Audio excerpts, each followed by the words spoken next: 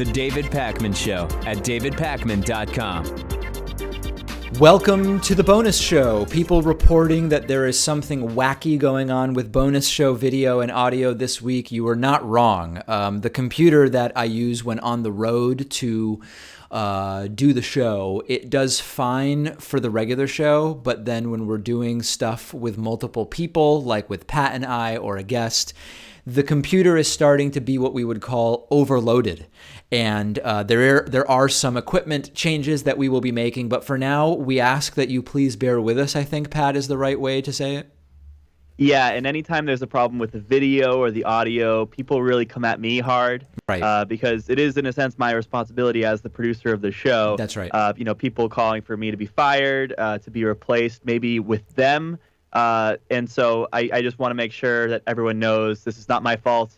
It's out of my hands, and we'll try to fix it for next week. Yep, it's just me having a piece of equipment that is just kind of dated and needs to be replaced. So let's get right into the stories. Donald Trump has been was on his way to a string of fundraisers in California, and he started talking about issues related to homelessness. And if I just said, "Oh, the president's talking about homelessness," you might say, "Oh, that's great. Homelessness is a real issue. It's an issue that we can basically solve. We know how to solve it. It's a matter of political will. It's a matter of just allocating the money." What a great thing that Trump is talking about homelessness. Except that when you look at the details, Trump is basically focusing on the fact that homeless people in certain places where they are visible are hurting the prestige of neighborhoods in a way that people's real estate values might be negatively affected, it's just sort of like the most privileged take on homelessness that you can imagine. Like all these homeless people, when you drive in a neighborhood and you see homeless people, it just hurts real estate values, and that's really something that we want to change. So I don't know, Pat, if we should be glad that he's even talking about homelessness, or if we should be disgusted that his priority is real estate values, or if it's just more Trump being Trump and we shouldn't put too much stock in it because he'll probably have forgotten about it 10 minutes later. Well, it's good to see that he can show some empathy. Unfortunately, it's not empathy towards the homeless people. It's empathy towards the people who stand to lose real estate value. Yeah. And he said that he wants to take a look at it, that we're looking into it. He seems to say that about things that he's not actually going to look into. Yeah, he likes to say we're looking into it very, very strongly. Yeah, like when reporters ask him a question that he doesn't really know about, he'll just say that we're looking into it, and then there's never any follow-up. No. Also very interesting, he said that he had been talking to foreign people and foreign tenants in California, and how they want to just move back to their home countries because the homeless problem has gotten so bad. Well, I think according to Trump's logic, he would be happy with that, right? More people leaving the country, going back to their homelands. And he claims that the country is so filled up already by immigrants. I think that would open up the space, at least for him. In his logic, that's good stuff. Yeah, it's very strange because in general, Trump is complaining about immigrants and immigrants are the problem. But then all of a sudden here he's saying, listen, we've got people who want to go to Los Angeles and San Francisco because of the prestige. They come from other countries. If there's homeless people around, they're going to leave and go back to their countries. It's like, I thought that's what you wanted. I thought you said that we had too many immigrants to begin with. And for me, what this just confirms is something we've known all along, which is Trump has no underlying political philosophy. It's just like, what can he say at the time to justify whatever position he wants to suggest or red meat that he wants to throw out there? And that's it. And whether it's abortion or whatever else, you just can't take anything he says literally or even presume that it's an honest reflection of his views other than how it serves his agenda in terms of whatever policy he's pushing for at the time. And that's it. I mean, there's really nothing else to be made out of anything that Donald Trump says. I don't think he has any political philosophy to begin with.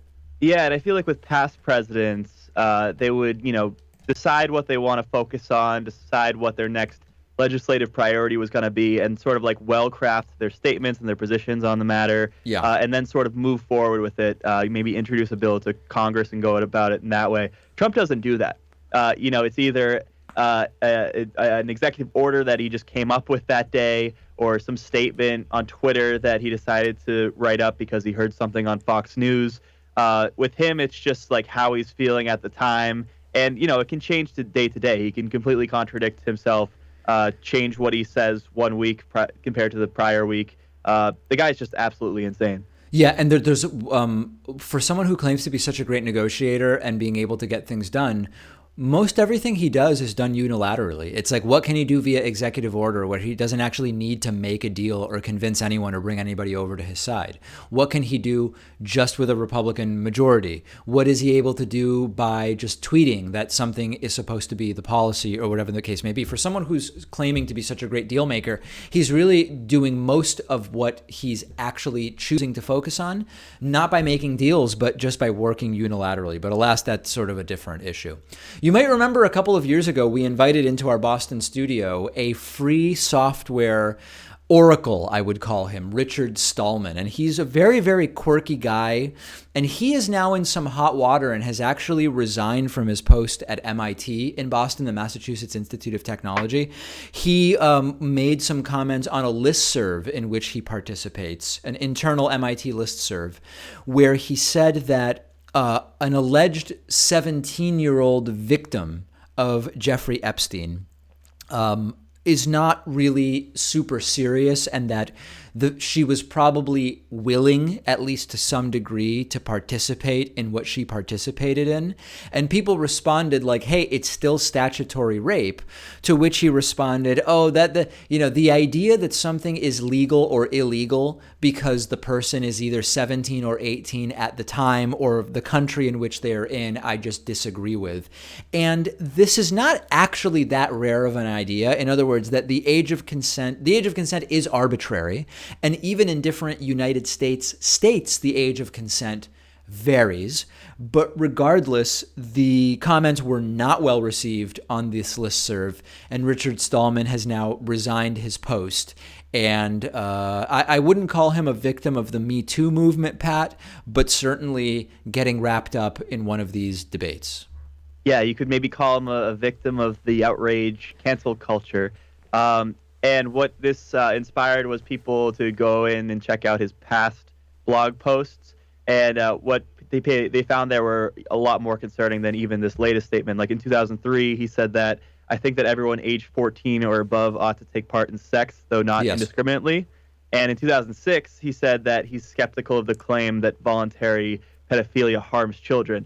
Both of those things I find a lot more concerning, but I suppose you can make a fruit of the poisonous tree argument where you wouldn't have even gone in and looked at these past blog posts if it wasn't for this latest comment that he made. And maybe we shouldn't pull up everything that people said in their past and try to use it to get them fired or to make a big controversy out of it and try to just sort of like maybe address it, but certainly move on from it and not have it ruin their entire lives. So I'm kind of split because I think those things that he said in the past were horrible and they do concern me, and you have to pay attention to it. But the whole reason we found out about him in the first place, I don't know. I don't entirely like how we found out about them. There's something else I want to mention here, and I want to make sure I'm being respectful and not politically incorrect. I spent some time with Richard Stallman. He came to our studio. We did like a 30 or 60-minute interview. He showed up early. He asked me for a ride back to the subway after, so I was driving him around in my car. I think anybody who spends time with him would recognize that he took his shoes off too. He took his shoes off in the studio. But Lewis did that as well. Anyway, I think that anybody who spends time with him would see that this is probably a neuroatypical individual. Now, I'm not saying that he has any particular condition, and I'm not making any diagnosis, but I just don't know whether there is something related to that might be related to these comments. I just am not sure. But if as someone who has spent time with him, much like with James Damore, where as soon as I started interviewing him, he seemed neuroatypical and later said, actually, I'm autistic. I'm trying to be as respectful as possible here, Pat, but I think that there's something there as well. Yeah, that may be so, because I think even though there are probably those people who think that, the age of consent is arbitrary, why is 17 not okay, but 18 is okay? Yeah. I think, there are plenty of people who hold that position, or, maybe it's arbitrary that it's legal in one state or one country, but not legal in another state or country. But they know, they have the better sense to understand that it's not a topic that you bring up. It's not something that you should, it's not like the hill that you want to die on necessarily, because other people could interpret that as maybe you advocating for something that you're not necessarily advocating for, or advocating for something that is wrong.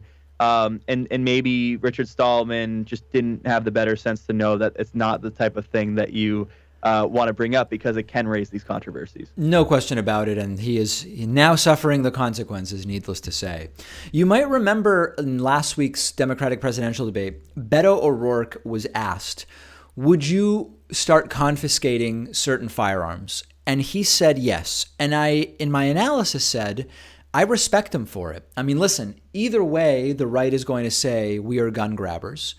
I actually think that the firearms themselves are not the issue individually if we don't take seriously some of the other elements like licensing and gun insurance and other things. I sort of couched the comment in a very particular way, but my point was, if this is what Beto believes is the right thing to do, I'm glad that he's just saying it instead of hiding it behind flowery language or whatever the case may be. Fine. He now is embroiled in a sort of battle with Pete Buttigieg, where Pete Buttigieg has been asked about Beto O'Rourke's gun confiscation comment. And he said, I think that we are directly playing into the hands of Republicans by saying, yes, we want to confiscate guns. And now, of course, the media, corporate media, is seizing on this and trying to make it an even bigger battle between the two of them. You know, I don't really have a side in this, Pat, in the sense that on the gun confiscation, or at least on making certain guns illegal, I could go either way. I recognize that by itself, it is not the solution, but in context with other policies, I think that that would be a fine thing to do. At the same time, there is an element of playing into Republican hands, but the problem is that either way, Republicans are going to say that this is what Democrats are trying to do. So in that sense, I stand by the fact that I respect the fact that Beto O'Rourke, instead of speaking in politician language, just said, yes, that's exactly what I want to do. I do respect that. He has no chance either way of being the nominee, by the way. It is interesting how Pete Buttigieg is now making this argument that Beto is just playing into Republican hands by saying that he supports gun confiscation, because I think it was the first or second debate where Pete Buttigieg said that we should just advocate for our policy ideas, not worrying about what Republicans are going to say about us, Sure. because regardless of what we do and call for, Republicans are going to call us socialists and communists. So we should just sort of focus on our agenda. So it seems like kind of a reversal there. And I sort of agree. Like, I think that Beto, if he does support a gun buyback program, and that's what he wants to focus on in his campaign to try to make himself appear different from the other candidates, that's what he should do. He should be an advocate for that. And if Pete Buttigieg doesn't want to do that, he doesn't have to. I mean, there's different roads to try to win this primary here, and it's just different perspectives. It's different approaches to it. At the same time, I do kind of think that this is, in a sense, playing into Republican hands. Now, how much we want to even care about that, I think that's kind of an open question. But I have seen these articles written where people are saying that, well, the Democrats are now they don't even try to hide it anymore. Beto O'Rourke on the debate stage said that he wants to take away your guns. That's what all these Democrats want to do. Sort of putting all Democrats into that one box, as if they're all finally admitting to that. So I think both can be true at the same time. On policy, Beto is not the most progressive person, but I actually do like him quite a bit. And I think that he would be great. Listen, given the choice between President Beto and President Pete Buttigieg, I would go with Beto all the time, even if there are particular policies on which I might agree more with Pete Buttigieg. I don't think that the attacks on Beto for being sort of this entitled white man, because he sometimes stands on counters at events where he gives speeches, it's okay, maybe he shouldn't do that, but that attack seemed like a very, very flaccid attack on him. And if the height of his white male privilege is that in order to be seen and heard, he'll stand on a counter, it's I can forgive that. I actually, among these sort of lower tier candidates who don't have much of a shot, I actually really like Julian Castro the most, even though he may also not be the most progressive. I find him extremely both nuanced in his knowledge of a number of different issues, very good at debating others in a way that I've not seen Buttigieg and Beto be confident in taking on the ideas of others on the stage. But alas, this is merely academic because none of them have a shot at this nomination. My biggest problem with Beto is that I think he's a little bit too focus grouped.